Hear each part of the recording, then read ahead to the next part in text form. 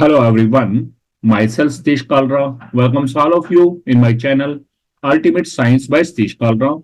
And dear students, today we will discuss about NCERT exemplar problems questions of chapter solutions of class plus 2 chemistry. So अब start करें सबसे पहले single correct answer type questions. First question है आपके पास which of the following unit is useful in relating the concentration of solution with its vapor pressure। तो आपको इनमें से देखना है कि वेपर प्रेशर और कंसंट्रेशन ऑफ सॉल्यूशन को आपस में रिलेट करने वाला इनमें से कौन सा यूनिट है। यदि मैं पहली बात करूं मोल फ्रैक्शन क्या होता है, हम जानते हैं number of moles of any component to the total number of moles of all the components. दूसरा आपके पास है पार्ट्स पर मिलियन में आपके पास क्या है, पीपीएम है।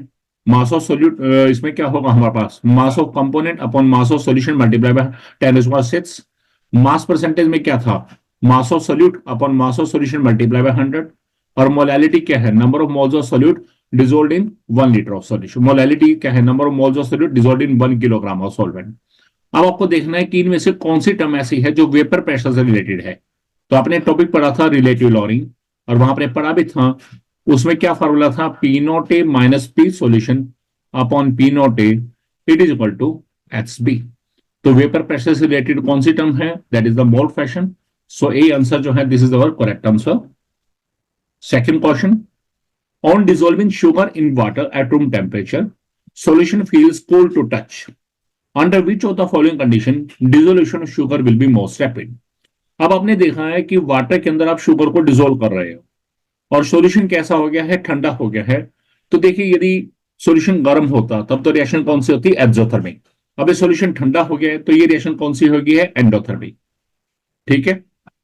और साथ साथ आप ये भी जानते हैं कि जब शुगर को वाटर में डिसॉल्व करते हैं, शुगर सॉल्यूशन बनाते हैं, तो वो कौन से रिएक्शन होते हैं, that will be in equilibrium. ठीक है, शुगर सॉल्यूशन बनेगा। अब आपको पूछा है under which condition the dissolution of sugar will be more rapid. अब आपने आपसे देखा ये एंडोथर्मिक रिएक्शंस है, और आपने लोअर क्लासेस में प्लस में पढ़ा भी हुआ है, जब भी इक्विलिब्रियम है तो यहां क्या चलेगा, ली चैप्टर प्रिंसिपल। और ली चैप्टर प्रिंसिपल क्या कहता है, endothermic reactions are favoured by high temperature, यानी कि वाटर हॉट होना चाहिए। तो देखिए वाटर हॉट किन किन में है, बी पोर्शन में भी है और डी में भी है। साथ ही साथ आप ये भी जानते हैं कि हमारे पास यदि सब्सटेंस पाउडर फॉर्म में होगा तो उसका सरफेस एरिया ज्यादा होगा, और सरफेस एरिया ज्यादा होगा तो रिएक्शन फास्ट होगी, डिसोल्यूशन फास्ट होगा। सो इसमें डी ऑप्शन जो है this is the correct answer. Whenever we are having powdered sugar and it is dissolved in the hot water, so उस केस में सॉल्युबिलिटी क्या है, ज्यादा होगी और शुगर ज्यादा डिसॉल्व होगी। नेक्स्ट क्वेश्चन है at equilibrium the rate of dissolution of a solid solute in a volatile liquid solvent is. आपको फर्स्ट ऑप्शन दिया है less than rate of crystallisation, greater than rate of crystallisation, equal to rate of crystallisation या zero. अब आप जानते हैं equilibrium की types, आपने फिजिकल इक्विलिब्रियम प्लस में पढ़ा था, 5 टाइप्स का है। उसमें हमारे पास एक ये भी था कि whenever a solid solute is dissolved in the liquid solvent to form saturated solution, तो वहां पर क्या था कि इक्विलिब्रियम के टाइम पे क्या था कि जितना सॉलिड सॉल्यूट जितना डिसॉल्व होता है उतने ही सॉल्यूशन में से वो सॉल्यूट के पार्टिकल क्रिस्टल के रूप में बाहर निकल जाते हैं। तो वहां क्या था, आपने पढ़ा था rate of dissolution become equal to rate of crystallisation. ठीक है, तो यहां पर क्या आएगा हमारे पास, सी ऑप्शन जो है this is the correct answer. तो rate of dissolution of solid solute किसके इक्विवेलेंट हो जाएगा, it is equal to the rate of crystallization. Next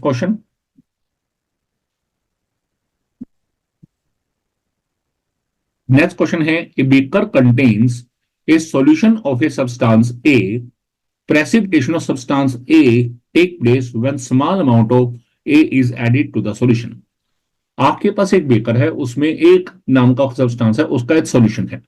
अब मैं कहता हूं कि जैसे उसमें स्मॉल अमाउंट ऑफ ए और ऐड करते हैं, ठीक है, आपके पास एक सॉल्यूशन पड़ा है, ए नाम का सब्सटेंस उसका सॉल्यूशन है, आपने जैसे उसके अंदर थोड़ा सा स्मॉल अमाउंट ऑफ ए और ऐड किया तो उसी टाइम क्या है, प्रेसिपिटेशन हो जाती है।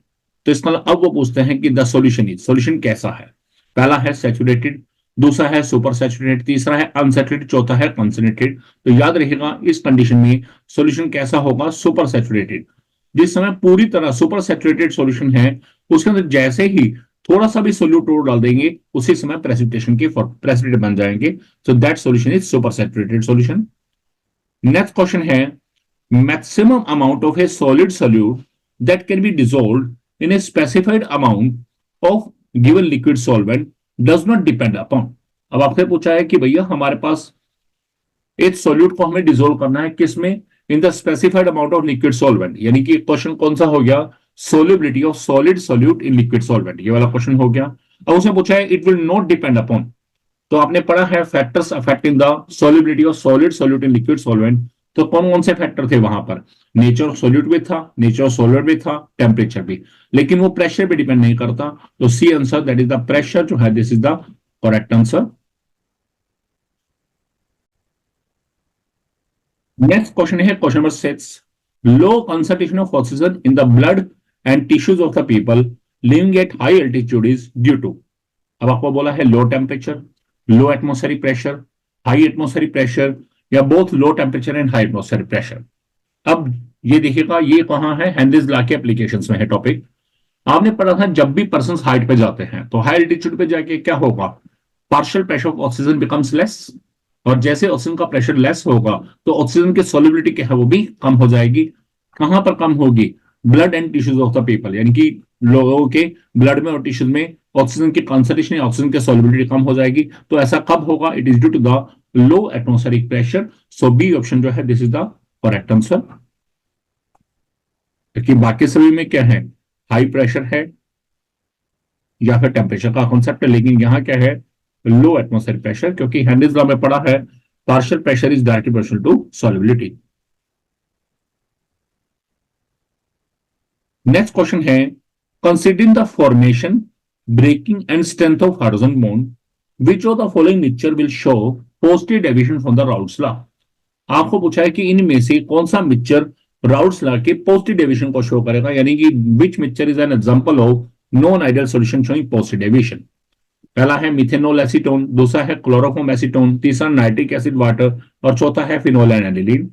तो ध्यान दीजिएगा जब भी क्लोरोफॉर्म एसीटोन बी, सी या डी की बात करें तो मैंने वो chloroform and acetone they are mixed, या नाइट्रिक एसिड वाटर या फिनोल एनिलीन मिक्स होंगे, देन दीज टू कंपोनेंट्स या these two solution are held with each other by forming the stronger hydrogen bonds. तो ये सभी आपस में हाइड्रोजन बॉन्ड बना लेंगे, और जब हाइड्रोजन बॉन्ड बनाएंगे तो उस समय क्या होगा, vapour pressure of component as well as vapour pressure of solution क्या है, डिक्रीज हो जाएगा। और यदि वेपर प्रेशर डिक्रीज होगा तो उस केस में वो सॉल्यूशन कौन सा होगा, that is the non ideal solution showing negative deviation, यानी कि बी, सी और डी ये किसके एग्जांपल है, non ideal solution showing positive deviation, sorry negative के।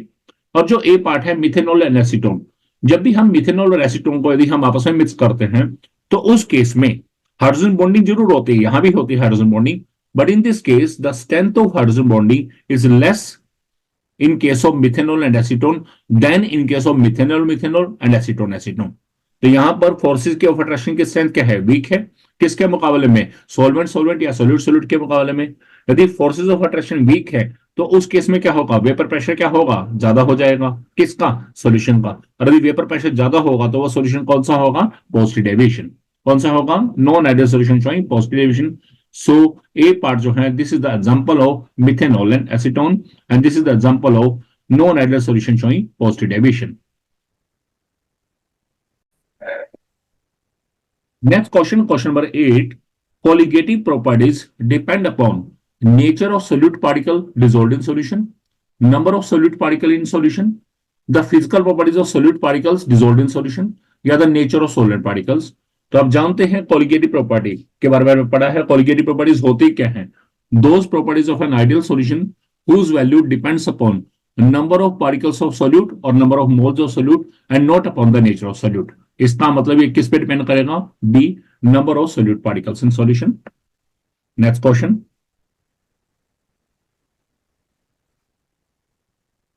नेक्स्ट क्वेश्चन है which of the following aqueous solution should have the highest boiling point. अब आपको पूछा इनमें से बॉइलिंग पॉइंट ज्यादा किसका होगा। तो पहले आप एक बात देखिएगा, हमने पढ़ी थी एक कॉलिगेटिव प्रॉपर्टी डेल्टा टीबी जिसे बोलते क्या है, elevation in boiling point of solution. तो वहां किसके बराबर था, टीबी माइनस टीबी नॉट। अब आपसे पूछते हैं कि डेल्टा टीबी की वैल्यू ज्यादा कब होगी, यदि टीबी की वैल्यू ज्यादा होगी, इसका मतलब यदि डेल्टा टी भी ज्यादा है, इसका मतलब डेल्टा टी बी की वैल्यू हाई है, तो बॉइलिंग पॉइंट ऑफ सॉल्यूशन क्या है, वो हाई होगा। अब आप साथ साथ ये भी जानते हैं डेल्टा टी बी क्या है, this is the colligative property and it is directly proportional to number of particles, number of particles के डायरेक्टली, यानी कि यदि नंबर ऑफ पार्टिकल्स ज्यादा हैं तो डेल्टा टी भी ज्यादा, और यदि डेल्टा टी भी ज्यादा है तो टीबी यानी कि बॉइलिंग पॉइंट ऑफ सॉल्यूशन वो भी ज्यादा होगा। तो हमें यही पूछा है कि किस सॉल्यूशन का बॉइलिंग पॉइंट सबसे ज्यादा होगा, तो हमें देते हैं नंबर ऑफ पार्टिकल ज्यादा किसमें है। पहले देखा वन मोलर NaOH, तो जब NaOH को डिसोसिएट करते हैं वो किससे टूटता है, Na positive plus OH negative. दूसरा है Na2SO4, जब इसे डिसोसिएट करेंगे ये क्या बनाएगा, 2Na positive plus 1SO4 minus 2। जिस समय NH4NO3 को तोड़ा, अमोनियम नाइट्रेट को, तब इसने क्या बनाया, ammonium ion plus nitrate ion. और जब KNO3 को तोड़ा, डिसोसिएट किया, तो उसने क्या बनाया, K positive plus nitrate ion. Then you can see in case of Na2SO4 the total 3 ions are produced, जबकि बाकी सब में क्या है, 2 आ रहे हैं, यानी कि नंबर ऑफ आयंस ज्यादा किस में है, पार्टिकल ज्यादा किस में है, 1 मोलर Na2SO4 में। तो यदि नंबर ऑफ पार्टिकल ज्यादा है तो मैंने बताया डेल्टा टीबी की वैल्यू क्या होगी, हाई। और यदि डेल्टा टीबी हाई होगा तो टीबी भी क्या होगा, हाई, यानी कि boiling point of solution high होगा। किस में होगा, बी में। So answer is B. Next question.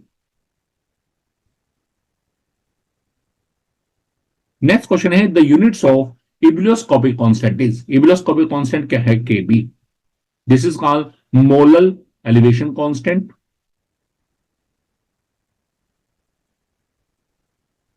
And this is also called, दूसरा नाम इसका है इबिलियोस्कोपिक कांस्टेंट।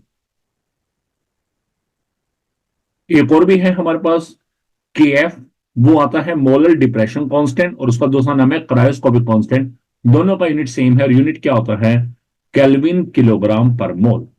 क्या है, केल्विन किलोग्राम पर मोल। सो इस क्वेश्चन में ए ऑप्शन जो है this is the correct answer.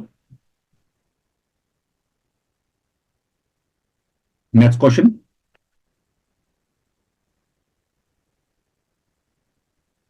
In comparison to 0.01 molar solution of glucose the depression in freezing point of 0.01 molar MgCl2 solution is.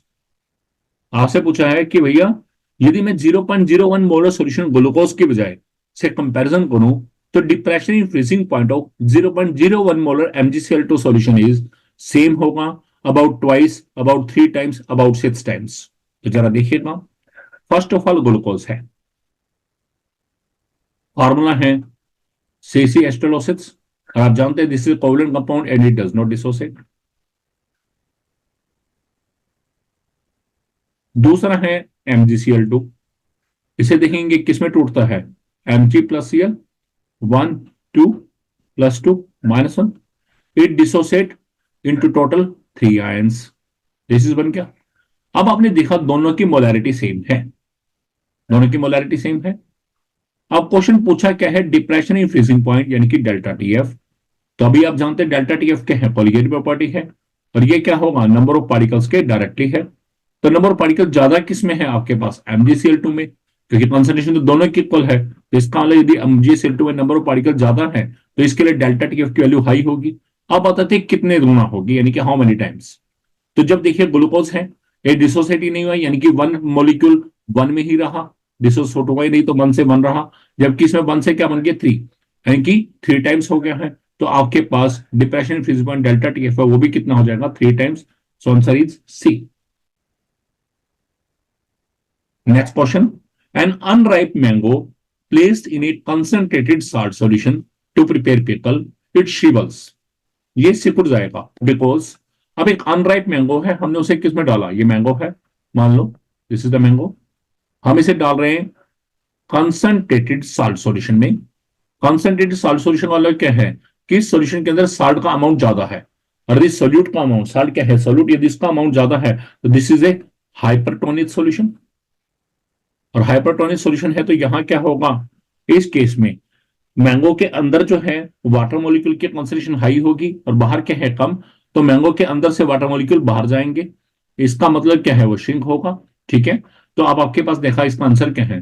First दिया है it gains water due to osmosis, it loses water due to reverse osmosis, it gains water due to reverse osmosis and it loses water due to osmosis. So D option जो है this is the correct answer. It loses water due to osmosis, क्योंकि जो mango की outer layer है that will act as a semi permanent membrane. Next question है, at a given temperature osmotic pressure of a concentrated solution of a substance is higher than that of dilute solution, is lower than that of dilute solution, is same as that of dilute solution, and it cannot be compared with the osmotic pressure of dilute solution। तो अब आपके पास देखिए, हमें एक concentrated solution है उसके osmotic pressure को compare करना है किससे? डिल्यूट सॉल्यूशन से।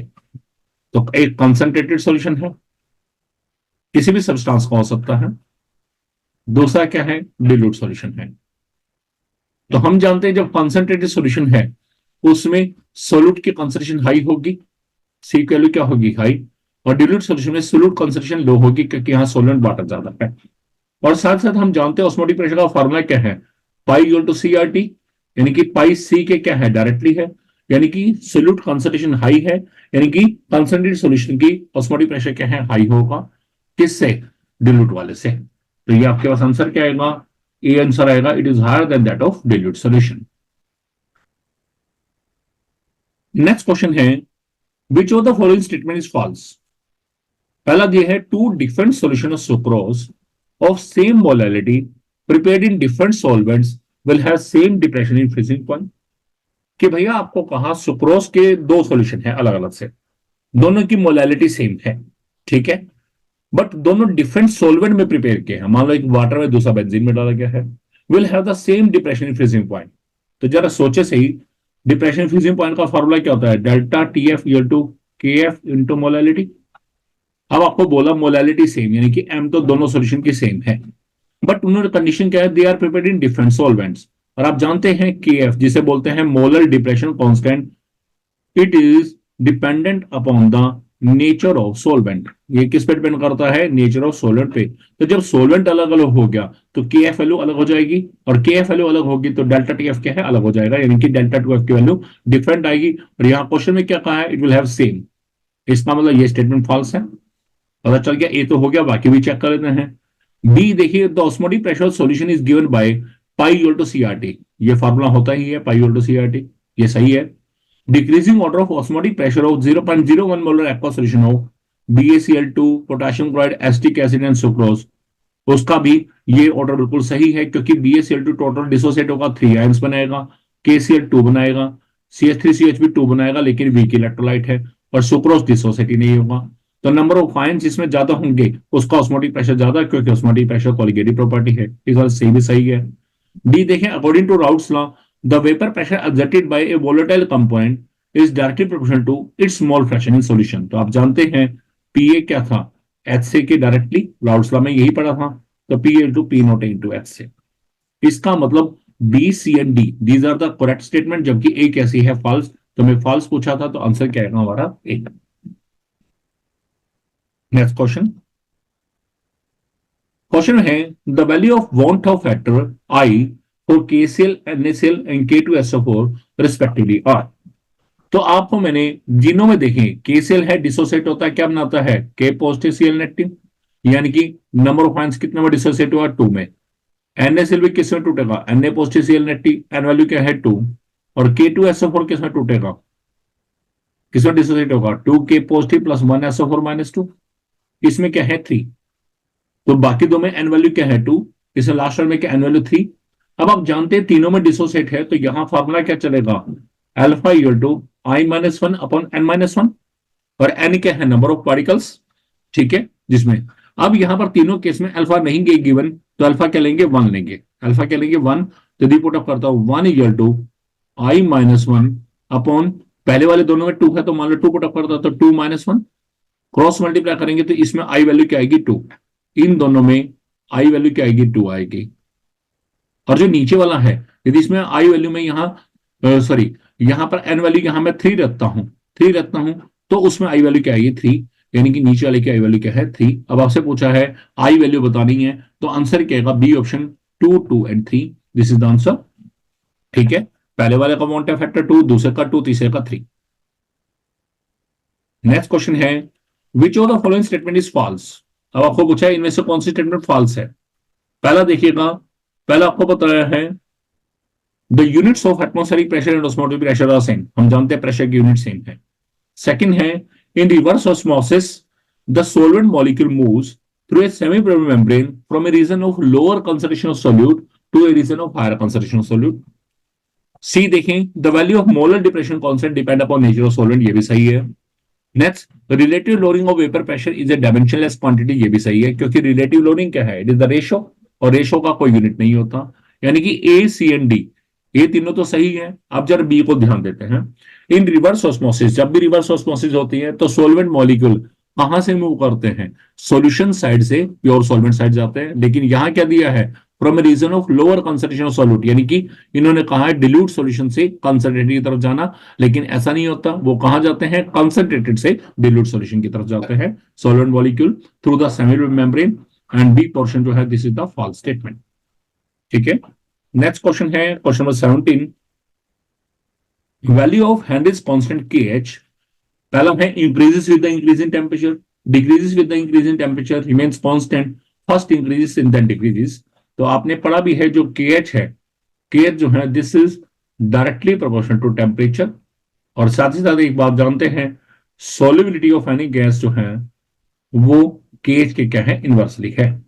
तो अभी तो यहां सिर्फ टेम्परेचर की बात चली है, तो KH टेम्परेचर की डायरेक्टली, यानी कि टेम्परेचर बढ़ाएंगे तो KH की वैल्यू क्या है, इंक्रीज करेगी। तो ए ऑप्शन जो है this is the right answer. Next question, question number 18।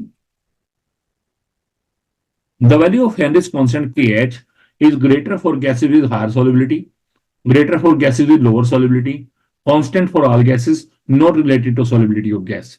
तो देखिए बेटा COD तो वैसे गलत हो गए, क्यों, हर गैस के लिए कांस्टेंट नहीं है, हर गैस के लिए अलग वैल्यू है।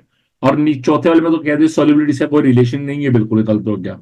अब जरा देखिए ए और बी में से, आप ऊपर अभी मैंने देखिए कि अभी मैंने बताया किसी भी गैस की सॉल्युबिलिटी KH के क्या है, इनवर्सली, यानी कि KH हाई होगी तो सॉल्युबिलिटी लो, और KH लो होगी तो सॉल्युबिलिटी हाई। तो इसका आंसर क्या आएगा, it is greater for the gases with lower solubility. So KH high होगी तो सॉल्युबिलिटी क्या हो जाएगी, लो। सो बी ऑप्शन जो है this is the correct answer. Next question, question number 19।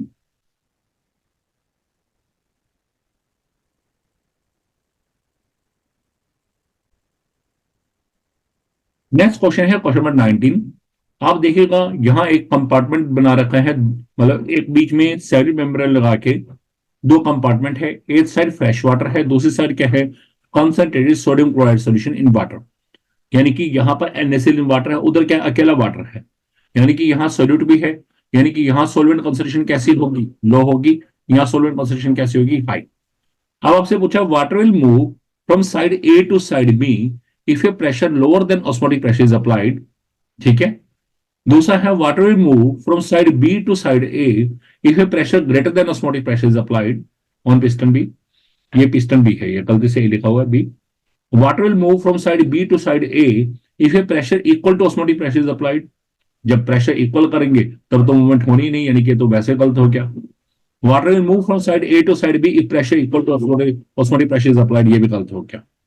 अब आती है ये हमारे पास कि वाटर ए से बी की तरफ जाएगा या बी से ए की तरफ। तो ध्यान दीजिएगा, जब भी हम ऑस्मोटिक प्रेशर से ज्यादा प्रेशर अप्लाई करते हैं, कहां पर, पिस्टन बी पे, यानी कि जिस साइड कंसंट्रेटेड सॉल्यूशन है, यदि वहां पर पिस्टन पे हम प्रेशर अप्लाई करें, हाई प्रेशर अप्लाई करें, किससे, ऑस्मोटिक प्रेशर से ज्यादा, तब क्या होगा, रिवर्स ऑस्मोसिस होगी।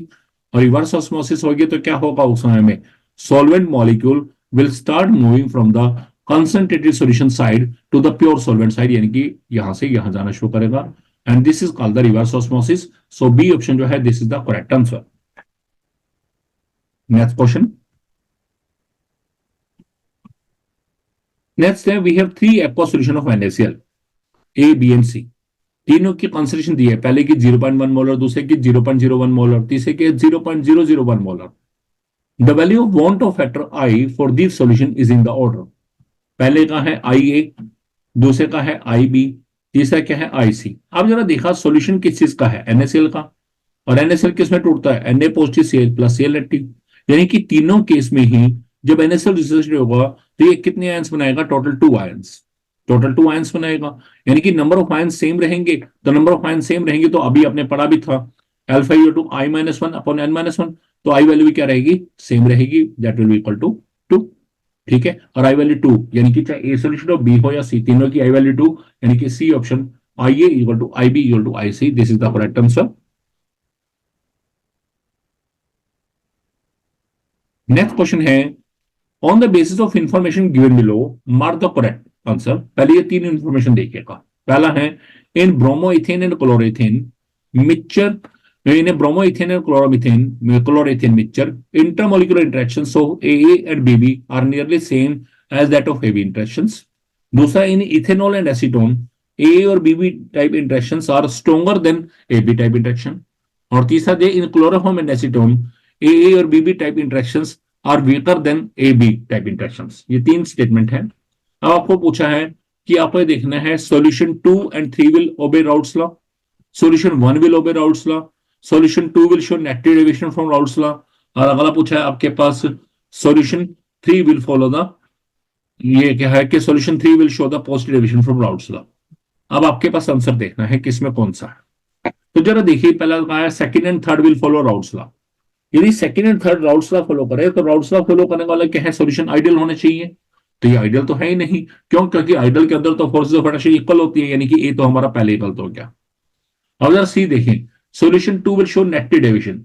अब यदि जानते हैं नेगेटिव डेविएशन होगी तो वहां पर क्या होगा, फोर्सेस ऑफ अट्रैक्शन स्ट्रॉन्ग होगी, फोर्सेस ऑफ अट्रैक्शन क्या होगी, स्ट्रॉन्ग होगी। ठीक है, किसके बीच में, ए बी वाली स्ट्रॉन्ग होगी, लेकिन यहां क्या उल्टा दिया, यानी कि ए बी गलत हो गया। Solution 3 will show positive deviation. Positive deviation mean यानी कि वहां पर ए बी वाली इंटरेक्शंस क्या होंगी, वो भी होंगी, लेकिन यहां उल्टा दिया हुआ तो ये भी गलत हो गया। तो इसमें हमारे पास बचा कौन सा है, B, solution 1 will follow the Raoult's law। तो आप देखिएगा ब्रोमो इथेन और क्लोरोइथेन दोनों की नेचर सेम है, अरे दोनों ही मिलके क्या बनाएंगे, आइडियल सॉल्यूशन। और आइडियल सॉल्यूशन में आप जानते हैं Raoult's law फॉलो होता है। So B option, this is the correct answer. Next question, question number 22, two beakers of capacity 500 milliliter were taken. One of these beaker labeled A was filled with the 400 ml water, whereas the beaker labeled B was filled with the 400 milliliter of 2 molar solution of NaCl। यानी कि जो baker ए है उसमें क्या है, 400 ml water है, जबकि दूसरे वाले में क्या है, 400 ml of 2 molar NaCl solution है। At the same temperature, both the beakers were placed in the closed container of same material। अब हम ऐसे हमने क्या करा है, सेम टेम्परेचर के ऊपर दोनों को हमने एक क्लोज कंटेनर में रखा जो कि सेम मटेरियल से बना है और सेम ही क्या है उसकी, आपने क्या नाम है, कैपेसिटी है। Then at a given temperature, question क्या है, at a given temperature which of the following statement is correct about the vapour pressure of pure water and that of NaCl solution. अब हमें पूछा है कि भैया इन दोनों के लिए वेपर प्रेशर प्योर वाटर और NaCl सॉल्यूशन के लिए कौन सी स्टेटमेंट करेक्ट है। तो फर्स्ट केस में आपने देखा बीकर ए के अंदर क्या है, सिर्फ 400 ml प्योर वाटर है, यानी कि वहां कोई सोल्यूट नहीं है। जबकि दूसरे केस में क्या है, 400 ml of 2 molar NaCl solution है, यानी कि सॉल्यूशन का वॉल्यूम सेम है, लेकिन अब की बार उसमें क्या है, NaCl डाला हुआ है। पर NaCl क्या है, this is a non volatile solute. और आप जानते हैं when ever any non volatile solute is added in a pure solvent to form solution, then vapor pressure solution will decrease। यानी कि NaCl सॉल्यूशन का वेपर प्रेशर क्या है, pure water वाले से क्या हो जाएगा, कम हो जाएगा। तो यानी कि कंटेनर ए के अंदर वेपर प्रेशर हाई होगा, कंटेनर बी के अंदर वेपर प्रेशर लो होगा। अब जरा देखिए कौन सा स्टेटमेंट करेक्ट है। फर्स्ट देखिए, vapour pressure in container A is more than in container B, ये आ गया करेक्ट स्टेटमेंट। बाकी भी देख ले, vapour pressure container A is less than that in container B, ये गलत है। Vapour pressure equal in both the container, ये भी गलत है। Vapour pressure in container B is twice, ये भी गलत है। यानी कि कौन सी स्टेटमेंट करेक्ट है, ए। सो आंसर क्या आएगा, that is A. Next question,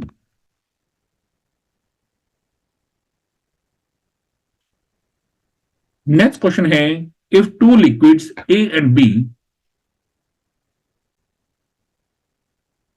form minimum boiling azeotrophs at some specific composition, then question क्या है, A B interactions are stronger than those between A और बी बी। दूसरा है vapour pressure solution increases because more number of molecules और liquid A and B can escape from the solution. C दिया है vapour pressure solution decreases because less number of molecule और only one of the liquid escape from the solution. और D दिया है A B interactions are weaker than those between A और B. तो first of all आपने देखा कि इन्होंने क्या बनाया है, मिनिमम बॉइलिंग एजोट्रॉप्स। और मिनिमम बॉइलिंग एजोट्रॉप कब बनते हैं, in case of non ideal solution showing positive deviations. अब पॉजिटिव डेविएशंस कॉलम में क्या होगा, वेपर प्रेशर सॉल्यूशन क्या होगा, that will increase, vapour pressure solution बढ़ जाएगा, किसका, vapour pressure component as well as vapour pressure solution will increase. और यदि वेपर प्रेशर बढ़ेगा तो फोर्सेस ऑफ अट्रैक्शन कैसे हो जाएंगी, वीक। सो डी आंसर जो है, this is the correct answer, A B interactions are weaker than those between A और बी बी। सो डी क्या है हमारा, this is the right answer. Next question, question number 24, 4 liter of 0.02 molar aqueous solution of NaCl was diluted by adding 1 liter of water। हमारे पास शुरू में ही aqua solution of NaCl है और उसकी molarity क्या दी है, 0.02 मोलर, और वो 4 लीटर सोल्यूशन है और हमने उसमें 1 लीटर पानी और ऐड कर दिया। अब आपको पूछा the molality of resulting solution is, resulting solution की मोलैलिटी क्या होगी, तो जरा देखिए, मोलैलिटी पूछा, पहले मोलैरिटी दी थी, शुरू में सॉल्यूशन का वॉल्यूम कितना है 4 लीटर, मोलैरिटी कितनी दी है 0.02। अब आप जानते हैं मोलैरिटी होता क्या है, number of moles of solute upon volume of solution litre, यानी कि NP upon volume of solution litre. ठीक है, तो यहां से मैंने number of moles of solute निकाला, तो नंबर ऑफ मोल्स क्या आएगा, molarity into volume of solution litre. Molarity है 0.02 इंटू 4, सोल्व करके आएगा 0.08, यानी कि इसमें 0.08 मोल्स है। अब हमने क्या करा है, 1 लीटर वाटर और ऐड कर दिया, यानी कि अब वॉल्यूम ऑफ सॉल्यूशन कितना हो गया, 4 पहले था, 1 और ऐड कर दिया, यानी कि 5 लीटर। ठीक है, अब जब हम देख रहे हैं कि पहले मोलैरिटी से आइडिया देखिए, तो 0.02 मोलर, यानी कि NaCl के मोल्स क्या है, बिल्कुल ना के बराबर है। आप देख सकते हैं 0.08 मोल्स है, और वो भी 4 लीटर वाटर में। अब 1 लीटर पानी और मिला दिया, यानी कि सॉल्यूशन क्या है, बहुत ज्यादा डिल्यूट है। और यदि सॉल्यूशन बहुत ज्यादा डिल्यूट है, in this case solution is too much dilute.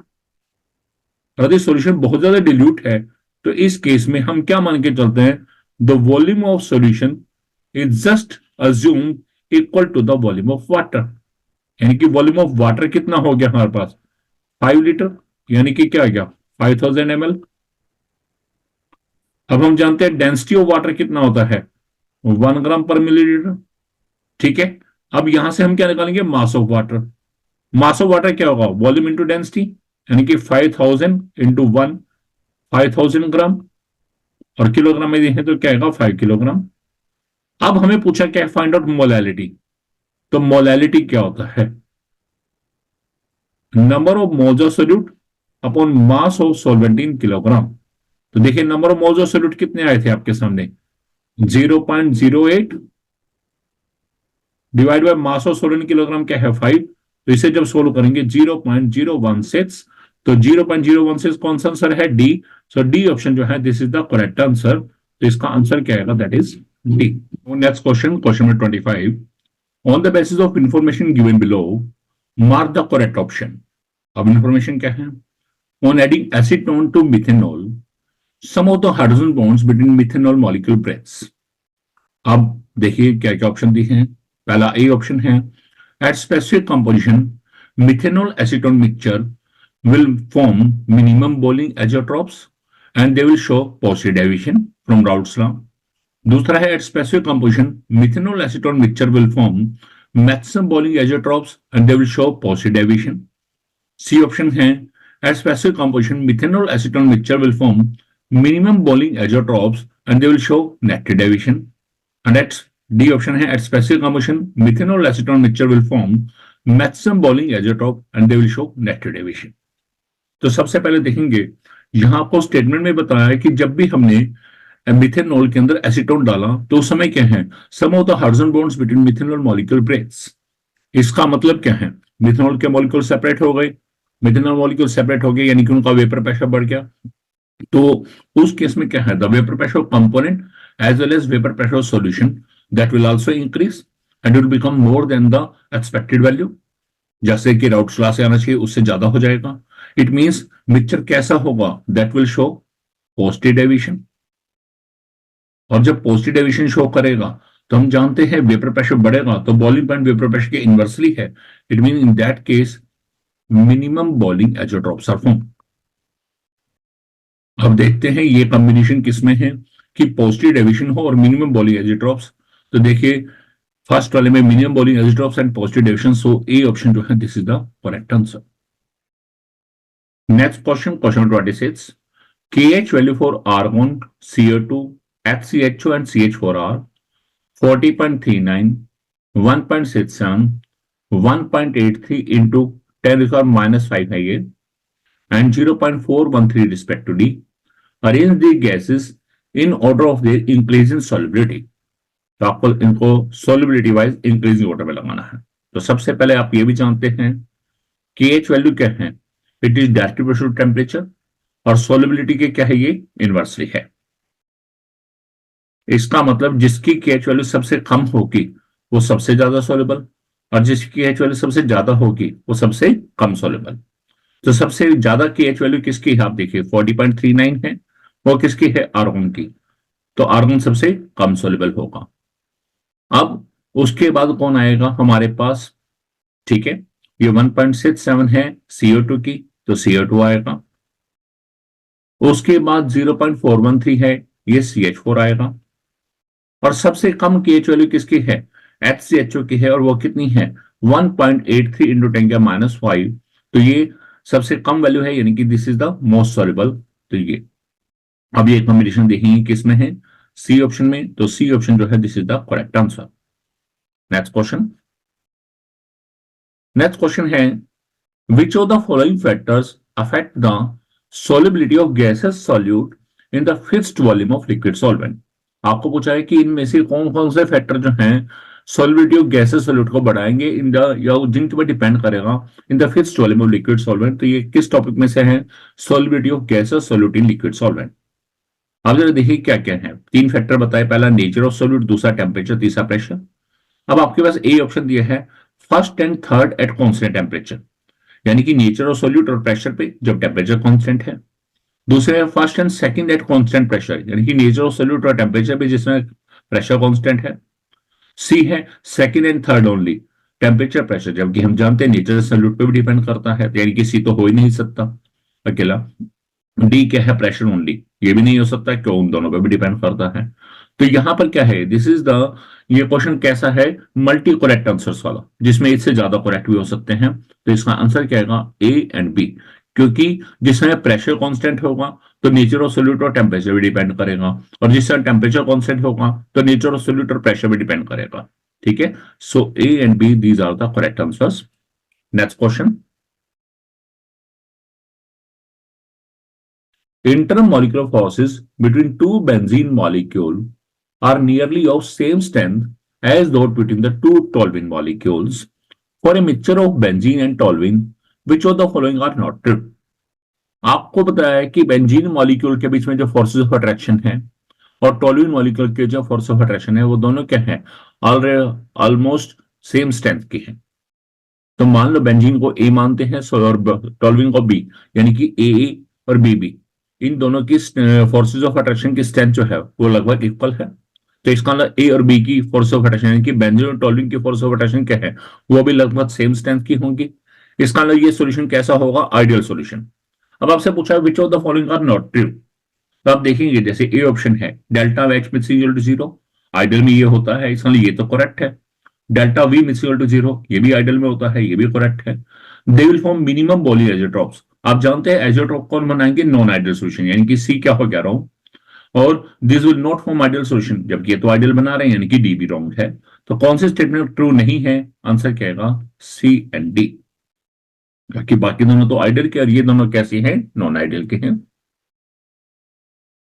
Next question है question 29, relative lowering of vapour pressure is a colligative property because first दिया है it depends upon the concentration of non electrolyte solute in solution and does not depend upon the nature of solute.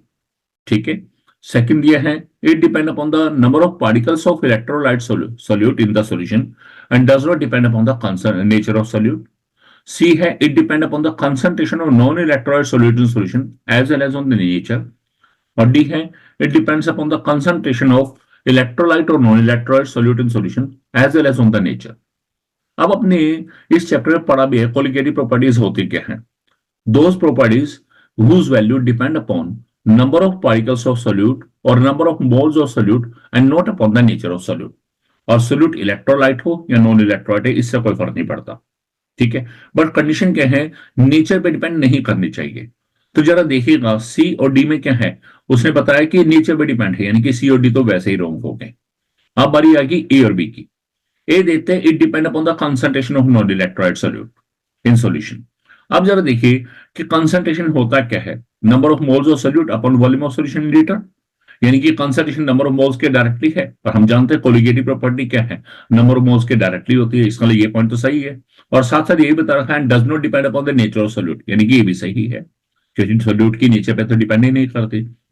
दूसरा B portion it depends upon the number of particles of electrolyte solute in solution. मैंने बताया solute electrolyte हो या non electrolyte इससे कोई फर्क नहीं पड़ता, नंबर ऑफ पार्टिकल डिपेंड हो रही है, सही है. And does not depend upon the nature of solute, ये भी सही है. यानी कि A and B these are the correct answers. Next question, question number 30 है van't Hoff factor i is given by the expression. ये चार वैल्यूज ए दिया है. ए दिया है i equal to normal molar mass upon abnormal molar mass. B दिया है i equal to abnormal molar mass upon normal molar mass. C दिया है i equal to observed colligative property upon calculated colligative property. और D दिया i equal to calculated colligative property upon observed colligative property. So i van't Hoff factor का दो फार्मूलेज होते हैं, मैं आपको बताता हूं. फर्स्ट है सीओ अपॉन सीई और दूसरा है एमई अपॉन एमओ. अब सीओ जो है this is the observed colligative property. C क्या है, दिस इज द एक्सपेक्टेड भी बोल सकते हैं, this is also called the calculated colligative property.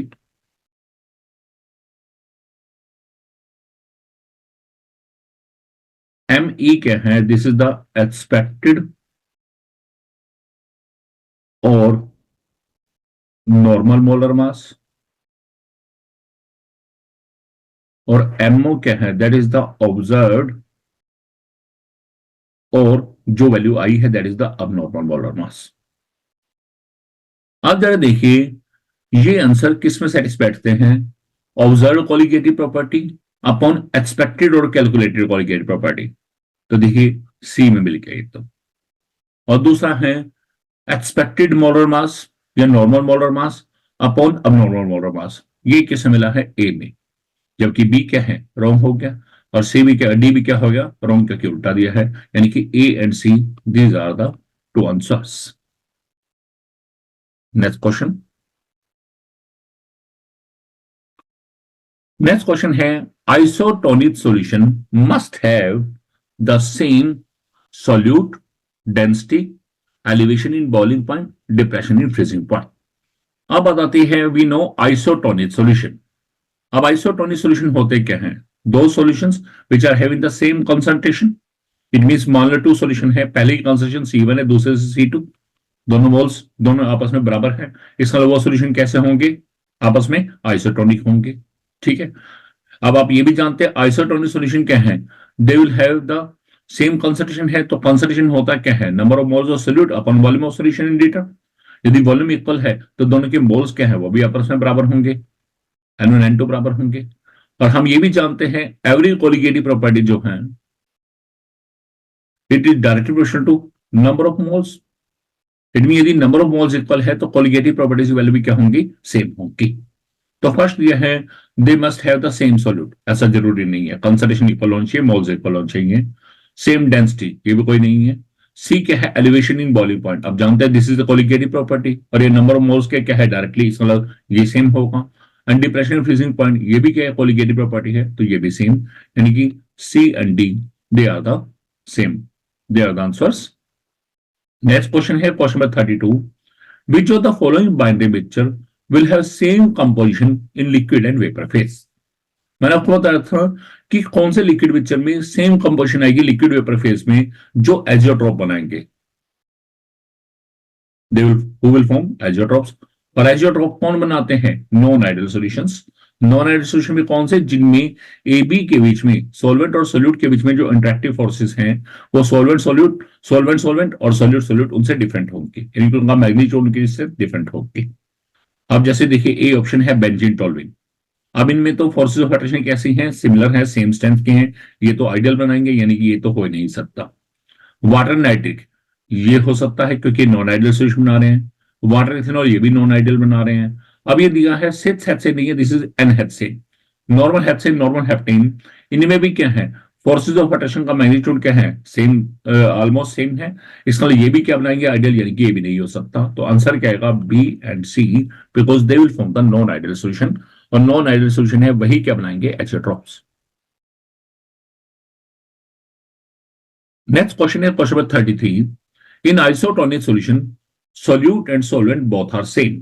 पहला दिया है osmotic pressure is same, solute and solvent may और may not be same, solute is always same but solvent may be different. तो यह ध्यान दीजिएगा, जब भी कहीं आइसोटोनिक सॉल्यूशन है तो ऑस्मोटिक प्रेशर तो सेम होना चाहिए, ये तो है ही है। इसके अलावा सोल्यूट एंड सॉल्वेंट मे और may not be same, but यहां पर क्या है, सिर्फ कंसंट्रेशन सेम होनी चाहिए। सोल्यूट कौन सा है, सोल्यूट कौन सा है, इससे मैटर नहीं करता, कंसंट्रेशन यानी कि मोलैरिटी की वैल्यू सेम होनी चाहिए, यानी कि B and C, these are the correct answers. Next question, for a binary ideal liquid solution the variation in total vapour pressure versus composition of solution is given by which of the curve. अब आपको ideal solution दिया है, तो ideal solution के लिए इनमें से कौन सा होगा ग्राफ, आप देखिएगा ए एंड डी, ये दोनों क्या है, आइडियल सॉल्यूशन के ग्राफ हैं। जो बी है वो किसका है, non ideal solution showing negative deviation का, और सी जो है वो किसका है, non ideal solution showing positive deviation, यानी कि A and D, these are the two graphs for the ideal solutions.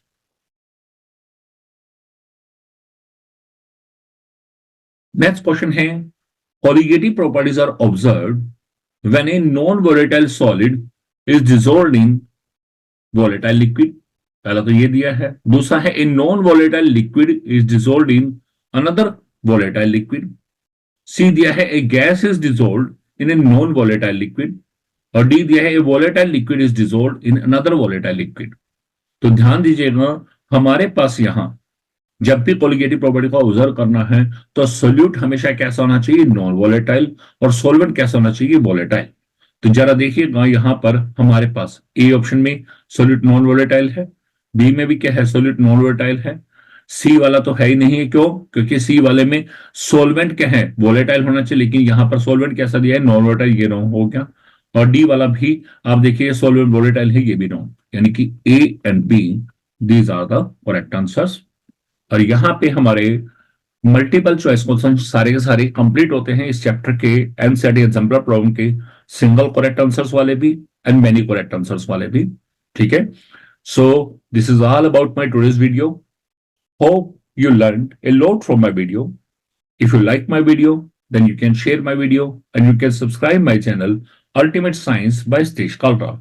Thanks and best wishes. और इससे नेक्स्ट वीडियो में, इस चैप्टर के नेक्स्ट वीडियो में हम करेंगे short answer type questions, matching वाले क्वेश्चंस, उसके अलावा असर्शन रीजन और long answer questions. Next chapter में, इसका सेकंड पार्ट में ये चैप्टर कंप्लीट कर दिया जाएगा नेक्स्ट वीडियो में। तब तक के लिए bye, thanks and best wishes.